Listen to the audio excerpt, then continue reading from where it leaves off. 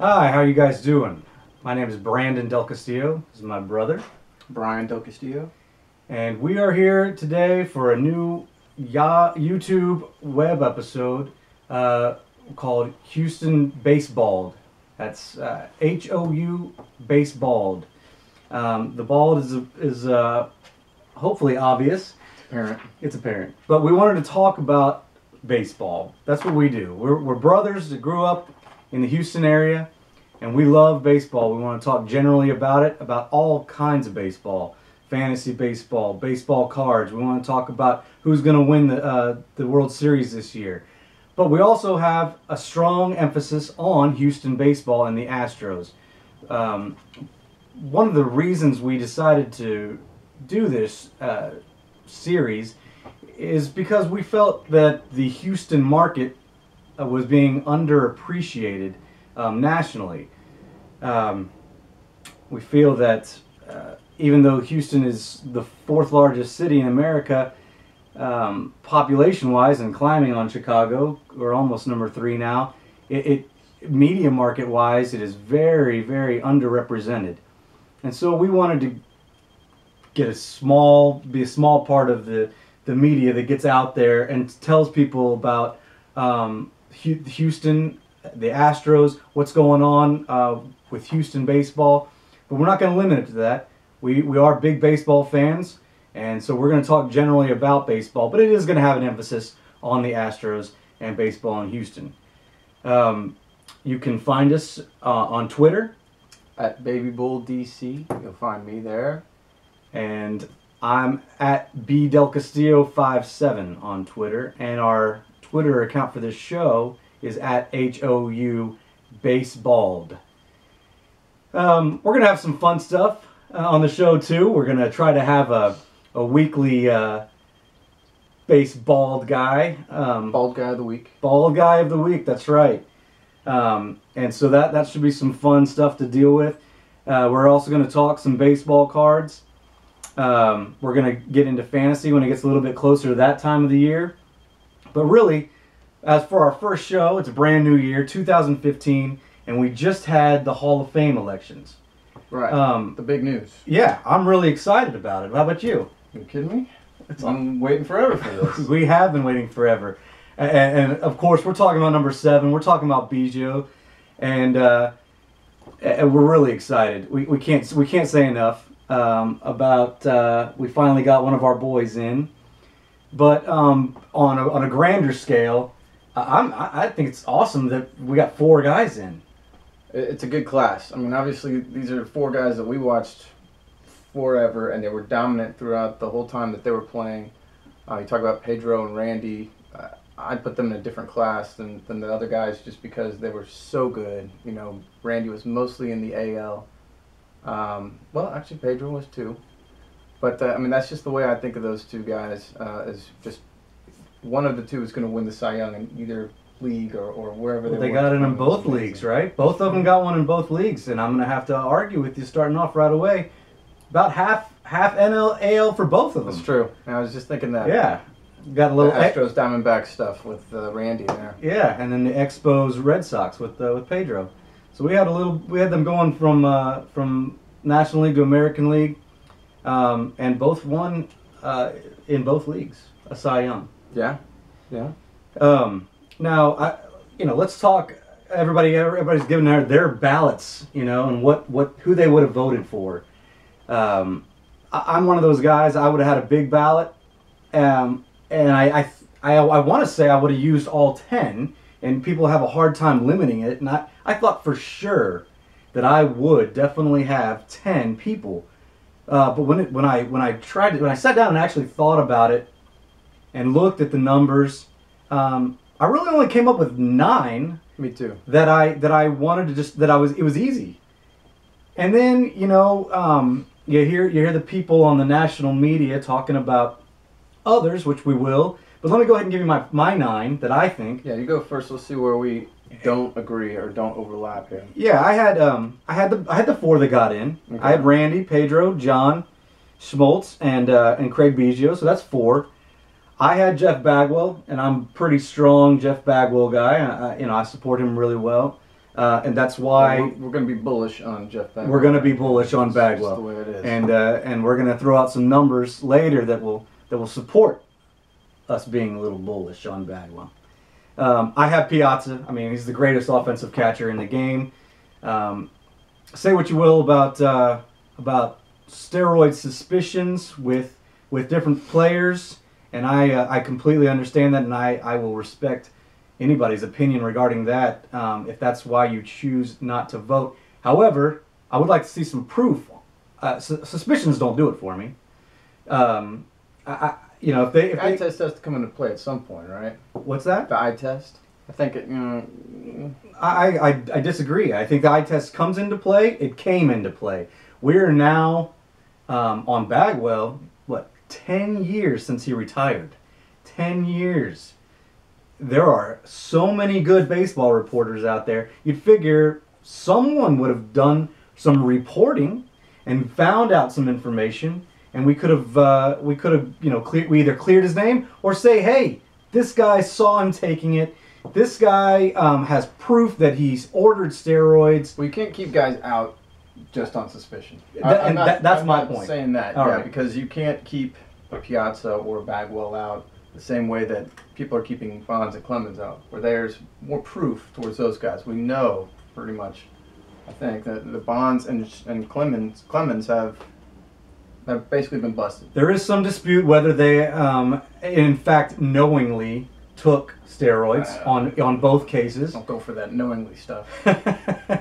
But I know you are a little more of a purist than I am when it comes to the steroids, and that's why I was saying I respect anybody's opinion for not voting for people that did take steroids, and there's proof of that. I'm just against holding people out now that there's been plenty of time to prove that they actually did take steroids, and there's absolutely no evidence. Well, let's talk about some of these guys. You talk about Piazza. I think I would have him in, but because he's that offensive powerhouse from the one position, from catcher. Right. But for me, the problem was he wasn't a very good catcher. You know, it's like maybe if you just stuck him at left field or something like that. I think he gets underappreciated because we all remember his later years when he couldn't throw to second base very well. Couldn't throw to second base at the beginning either. He was a great hitter. He wasn't just a power hitter hitting home runs out to right field, which you know, was a little funky looking, but he batted .330. He batted .340. He was an amazing hitter overall. So I think that he was on my ballot as well. Piazza, let me disagree there though. Piazza, I think he's no Johnny Bench. He's no Pudge Rodriguez as far as defense, but he wasn't a liability his first 10 years. He was a catcher, and he learned to work with the pitching staffs. He did a great job with them. He did make the throws. You know, his percentages weren't up there with the greats, and he may not have been the best at blocking balls. And you know, now we have pitch framing, and I will say that just talking about Piazza's pitch framing, I'm going to have to plead ignorance on that. I haven't looked at his pitch framing, but I'm imagining it probably wasn't as good as some of the greats. But I don't think he was as big of a liability for the majority of his career as you do. But let's face it, at the end of his career, he could not play behind the plate. And he couldn't play first base either. No, he could not. Says something, maybe. Anyway, well, let's get back. I'm giving him a hard time. Let's get back to finishing our ballots. All right. Like I said, I had the four that got in. I had Bagwell and Piazza. Then, personally, I don't see how we can have a Hall of Fame without Roger Clemens and Barry Bonds. A lot of the national media have given their view on it. Some say there's steroids, they'll never put them in. Some say they were Hall of Famers before they decided to take steroids.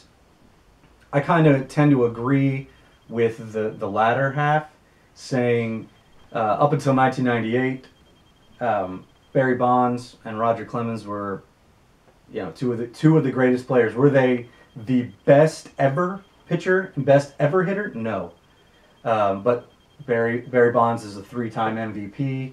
Bonds was well on his way. He was on his way. He was there. He was already 400 by 1998.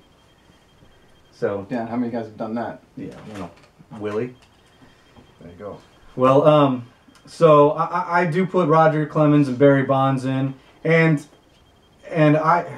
that's another. There's a little bit of a follow up there with regards to Palmeiro and Sheffield, those kind of players that were also named or in Palmeiro's case failed to test. But really, we've got that's 8, and those were easy. Those were quick. The only other guy that I have is Edgar Martinez, just because when I watched him, he was the best.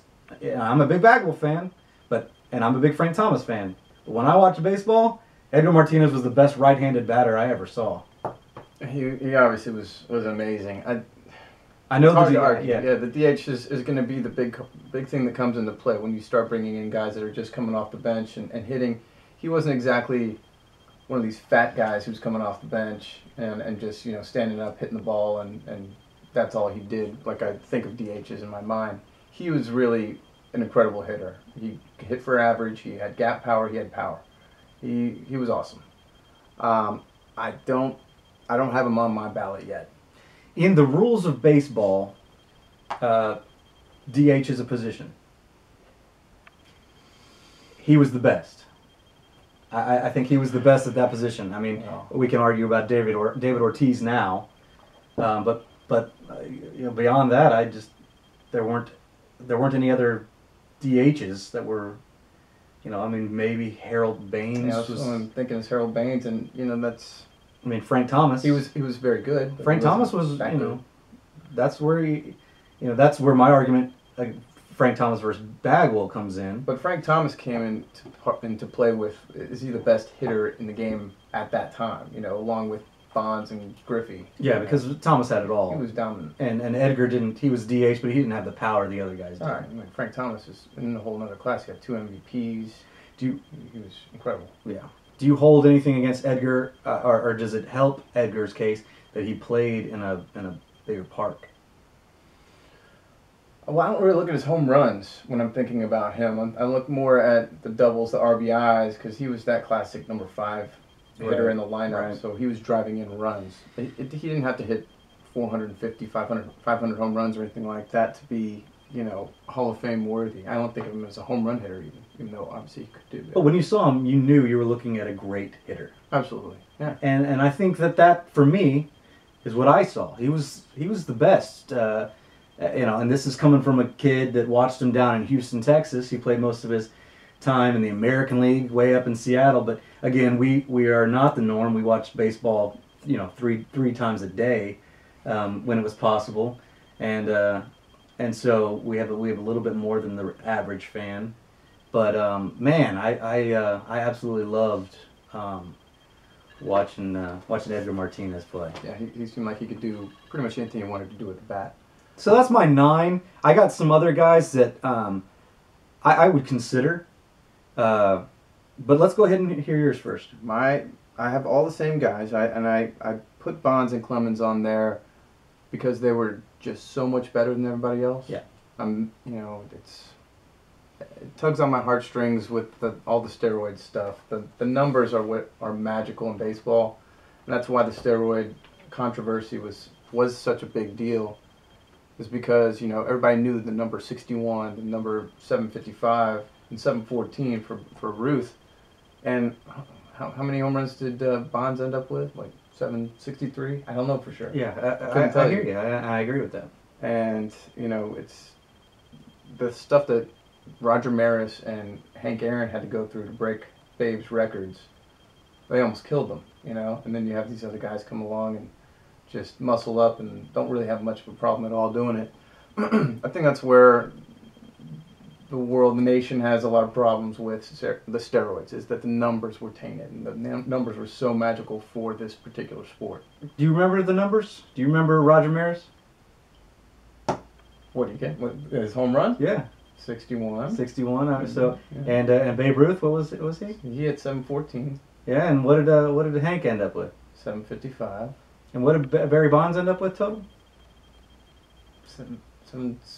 We don't know. I'm not sure. My small argument there. And a few more. My small argument there is that the numbers haven't been tainted. They're still the numbers. We still know those numbers. We still love them. I guess, but I don't want people going into the Hall of Fame with these asterisks. I think it's tainted. If you need that, then you don't put them in.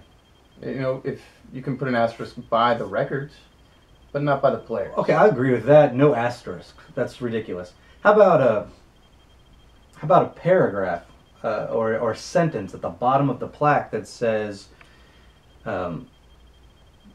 "This Barry Bonds used steroids." Performance enhancing drugs. Sure, something like that. Yeah. Anyway, see, they were so much better than everybody else. Even on the juice, if you assume everybody was on it, nobody could even approach what they were doing at the time. I mean, not even close. I was just talking to somebody about what Barry Bonds was doing in those few years. The year after he hit 73, when he won the batting title and walked like 200 and some odd times. Right. And that was incredible. That was like maybe the best offensive year ever. And, you know, that's the year after he hit 73 home runs in one season. It was just incredible because he didn't miss. When he finally decided to swing at a ball, it had to be perfect. And if it was there, he nailed it. Oh, he was amazing. He was amazing. That year was more phenomenal than the home runs to me. But, you know, we know that's tainted, I think. So my ninth guy, for me, is different. I have, and this is a little rough, but I have Curt Schilling in there. And this is why. I was really big on putting John Smoltz in there. I know he has the dual, you know, he had the saves, he had the wins, he had the postseason stuff. And Smoltz or Schilling was just a starter. But if you look at their career numbers here, I've got 216 wins for Schilling to Smoltz's 213. Now, obviously, there's a couple of years for the saves. 4 years. 4 years? Yeah. 4 years for saves. The ERA for Smoltz was 3.33, while Schilling's was 3.46, so comparable. I think that includes the relief pitching. And you know, Schilling had the 3.21 seasons where Smoltz only had one. And if you just look at their postseason records, and that's kind of the thing that gets them over the top to get them into the Hall of Fame, like Smoltz was 15-4 in the postseason with a 2.67 ERA. Okay, it's pretty good, pretty awesome. On top of what he did in the regular season he was in, Schilling, we know about him too. Yeah. The bloody sock, 2001. You know, going with two different teams. You know, a lot of people forget about Phillies too. Yeah, the Phillies. I mean, he had a great record. I think he's comparable. I know if Smoltz was starting a couple of those other seasons, his regular season numbers are a little bit different. But I think they're comparable in a lot of ways. So I have him at least on the outside looking in right there. Yeah, I mean, let's face it, Schilling and Smoltz, probably the two best postseason guys you saw when you were watching baseball? Yeah, I think I was just a little too young to appreciate Jack Morris in '91 and certainly everything he did prior to that. Right. I mean, I remember Jack Morris and what he did, but yeah, I would say for me, and maybe it's because they had more opportunities. They were on the stage more. There were more postseason series, that were televised now, and yeah. So they're going to have better numbers and better. You know, Andy Pettitte was. I don't want to dismiss Andy Pettitte. He was awesome. He did. He was great. But when I think of postseason performers, man, John Smoltz and Curt Schilling, both of those guys stand out. And I had Schilling as the next guy on my list. He was the next guy. You know, it's funny that I hear a lot of people, because I've embraced the new, you know, the WAR and the sabermetrics. I really love that. And I've really become a fan and gotten into the numbers.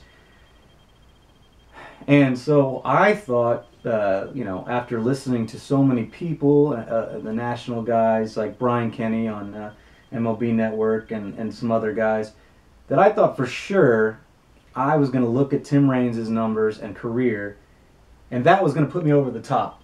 That I was going to be like, okay, you know, I'm not there on Tim Raines, but surely I'll look at the numbers that these sabermetrics guys are telling me, and I'm going to do it.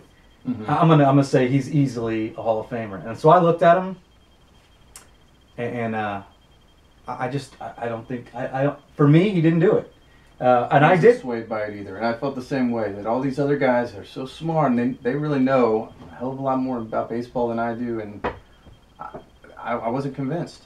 And I think part of it is I just think he was. Part of it's the eye test. Just watching him play. I loved him. I loved watching him. Great. He was a lot of fun to watch. But was he awesome? I mean, and he was awesome. Was he a dominant player in his age? He was, but for how long?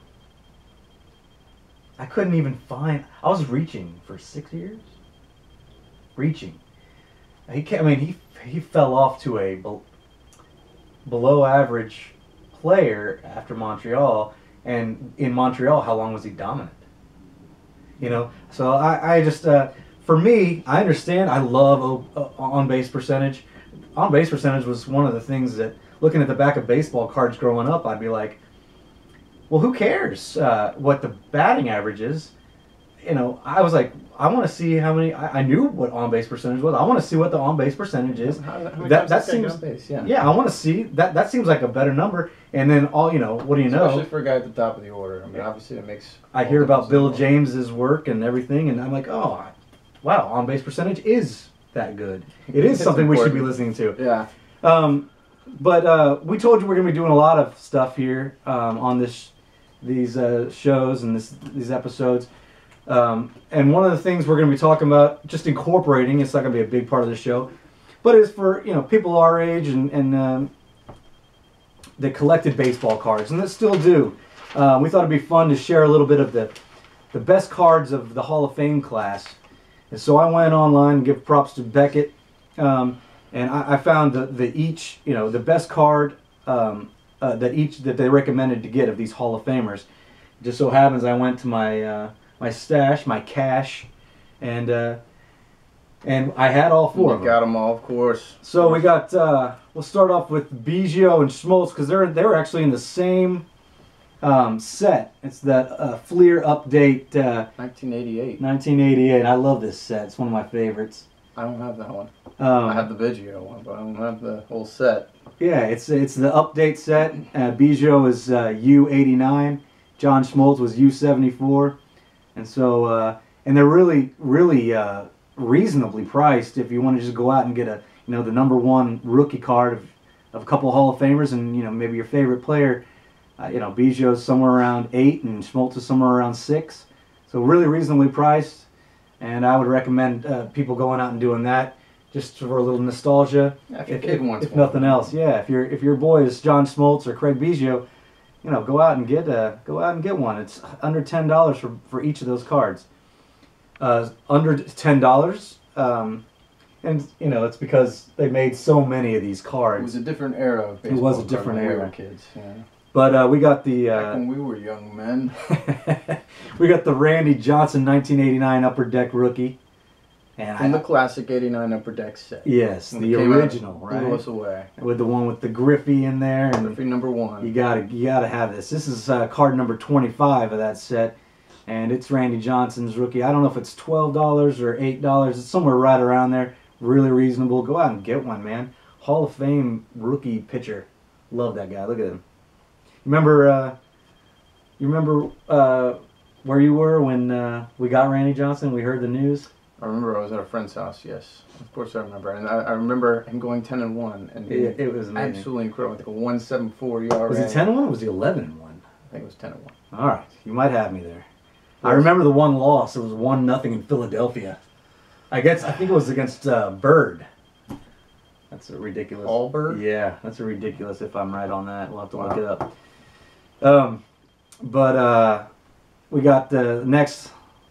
Pedro, man, what a stud! I loved watching him play.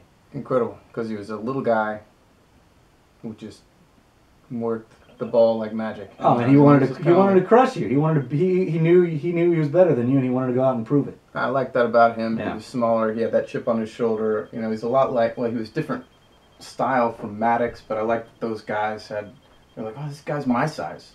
Well, they're a lot better than I was. It's such a cool card too, You get on the Dodgers, you got the minor league diamond skills. This is I believe 1991 Upper Deck, and this is I believe from the final edition. It's 2F, So You still got that sweet Pedro stash going. oh yeah, and you got the little curl coming up in the back. Yeah, what a man. Petey, right? Is that what his friends call him? Hopefully he doesn't mind if I call him that. I feel like we're friends, you know. But you know, another fun thing about this is, look, you got two lifers, right? Biggio and Astro, Schmaltz and a Brave. Schmaltz went on to play for the Sox and Cards. Did he really? Mm-hmm. Wow. John Schmaltz. Red Sox, Cardinals. That's where he finished up in Are you kidding me? I'm not kidding. I don't know where I was for that, but maybe I just blocked it out of my mind. I don't want to remember. Maybe. But Randy and Pedro obviously moving around a couple teams, but dominant no matter where. So you talked about Biggio, and obviously I think maybe that's just on your head. But the real lifer here, Craig Biggio, Mr. Houston Astro. We, as Brandon talked about at the beginning of this episode, is that we feel like in Houston we have a bit of a different outlook. We don't have quite the media buzz that other cities, large cities, have. It can be for a number of reasons, especially in the last few years. The club has been so poor. There have been television rights issues. There's not a lot of history to the team. The team's not that old. It's 53 years old. Yeah. So, and haven't enjoyed a lot of success. You've been in the World Series one time, got swept. So you're talking about our best all-time player in Craig Biggio, and it's kind of weird. He was our guy. We watched him every day, so we have our bias. We know For sure. he passes the eye test for us. Well, we know because we that. saw him. But there are a lot of people out there. I heard like Doug Gottlieb, and some others that question why Biggio's a Hall of Famer. Is this the Hall of Very Good? Is what I heard, and didn't pass the eye test. Well, you know, Craig Biggio wasn't playing with great teams in the Bronx on the TV every postseason, in prime time, and so there's a little bit of I think a media bias. He was quiet by nature. He didn't have the big marketing nationally. You know, he just went about his business, played baseball hard, played it extremely well to a high level, and you and I and 82% of the voters believe he's a Hall of Famer. You know, my argument, and I hate to do this because I'm a huge number 2 fan. I'm a big Jeter fan, and Jeter is one of my favorites of all time. And he's a Hall of Famer. Would you agree? Derek Jeter? Yeah. Well, of course. Okay. So what I went and did for all those people that said, does Biggio pass the eye test? I went and did it. I went and compared him to Derek Jeter. And what'd you find? Well, I found out Through your own orange and yellow. yes, it was a little biased. I admit. What'd you see? But I found 2 middle infielders, both played 20 seasons. Mm-hmm. Each won 4 Gold Gloves. Both, I believe you would agree, considered above average defensively. Yes. Gamers, Yes. played the game the right way and respected the game. Both members of the 3,000 hit club, pretty remarkable in and of itself. Of course. So should be a lock in and of itself, really. right. So 3,000 hits you're is talking great. about. So far, you're kind of talking about the same player. They're peers, of course. Okay. Well, you can't. Yeah. Let me just go ahead and I'll continue on with this argument. You go ahead, and then yeah. I'll tell you why I think you're wrong. Well, all right. So runs all time. Biggio, 1844, 15th all time. Derek Jeter's got him. He's got him beat. 1923, 10th all time. But Couple of losers, slouches. yeah, right. But then you get into stolen bases. 414 for Biggio, 358 for Jeter. Home runs, 291 for Biggio, 260 for Jeter. Mm-hmm. Walks, and we know that on base is important, right? Walks, 1160 for Biggio, 1082 for Jeter. OPS plus, they're about the same, 112 for Biggio, 115 for Jeter. How about doubles? A little bit more of the power. 668 for Biggio's one of the Biggio. all-time doubles greats. He's Fifth. doubles guy. He's fifth all-time, by the Top way. 5. And 544 for Jeter. That's a big margin. So is he really compiling? Is he a compiler? They both played 20 seasons, 668 in doubles. So Biggio had him in power and speed. Yeah, no, I hear what you're saying there. Everybody says, oh, he stuck around just long enough to get those 3,000 hits. Well, Yeah.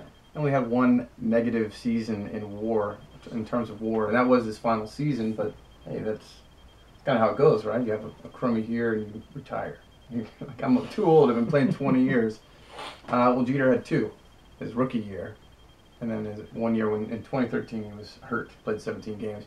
So Jeter really didn't really have negative WAR seasons. Right. But the thing that I think differentiates them, first and foremost, I think, is the batting average. If you look at the batting average here, and you have Jeter being a 310 career hitter versus a 281 hitter for Biggio, I think that's a huge differential right there. What's the number? 310 to 281. Okay, can I counter argue? Go ahead. 310, 281. Jeter had more hits also. Therefore, he had the higher batting average. But again, I'm more of an on-base guy. You got Jeter with more walks, and he's the all-time hit by pitch. He was on base. Biggio. So if you look at Bidge, and you go to an on-base percentage comparison, then yes, I will grant you that there were 29-point difference on batting average. But I think if you go look at the on-base percentage, I believe it was only a .04 difference. It might have more comes into play with the guys batting behind Jeter for 20 years. It's not like he ever had slouches behind him. Yeah, I'm glad you bring that up. But 30 points is a big deal, and that batting average is huge. And I think of Jeter, I think he's a better hitter overall than Biggio. Yes. I know it's hard for you to say that. Yes. But here's where we really get into the big trouble for Mr. Biggio compared to Mr. Jeter. I know where you're going with this. I'm waiting for it. I almost brought it up myself, but I figured you were going to hit me with it, so hit me. The postseason. Yes. Mr. Biggio, a career .234 batting average. And in his, how many seasons did he go into the 7 seasons, I think, in the postseason? And Jeter, with his 16 seasons in the postseason, was a .308 hitter. OPS 618 for Biggio in the postseason, 838 for Jeter. 5 rings to 0, 1 World Series MVP to none. Sold. You win. Mr. November. Mr. November. Derek Jeter. You got me. Derek Jeter, awesome, man. Mr. November, always with the big hit, always clutch. He is the leader. He's the captain, man. What else can you say? He's the man. He's diving into stands. He's got the backflip in Oakland. Mm-hmm. He was beautiful. Inside out swing. Love Jeter. He's my boy too. I love watching him. But I just wanted to give a little bit of props for Bidge and show the comparison that during their careers they were really relatively close. I hear you. The media market really could have been kinder. But hey, when it was the money time, the postseason, Derek Jeter, he earned it. He got it done. He was the 5 rings, man, and he was awesome. That's why he's a lockdown first ballot Hall of Famer, and Mr. Biggio had to wait a couple of years. Agreed. Now we got a lot more things to talk about, and I'm sure we're going to get there. I thought we might get there today, but that just gives us more to talk about next time we get together. We're going to talk about Bagwell a little bit probably next time, and why he is a no doubter Hall of Famer. Why is he underappreciated? Correct. Into that. We're going to talk about Bagwell. We got lots of things coming up. We're going to come at you once a week. We're going to talk about Astros offseason moves, Astros prospects in the minors, what they're doing, what it looks like. Astros prospects for this season, who we're going to see this year, what are they going to do? Yeah, pitchers and catchers report February 20th. Hey man, I'm pumped. It's been too cold, on the field for too long. We're gonna have some fantasy baseball talk when that rolls around. We got Astros Fan Fest coming up here soon. That's true. That we're gonna get to go hang out with. Take the kids along. And so that's gonna be a blast. So hey, I enjoyed it. It was awesome. It went by a lot faster than I thought it would. It went quick. I always love talking baseball with you. So for my brother Brian and myself, hey, play ball. See you next week.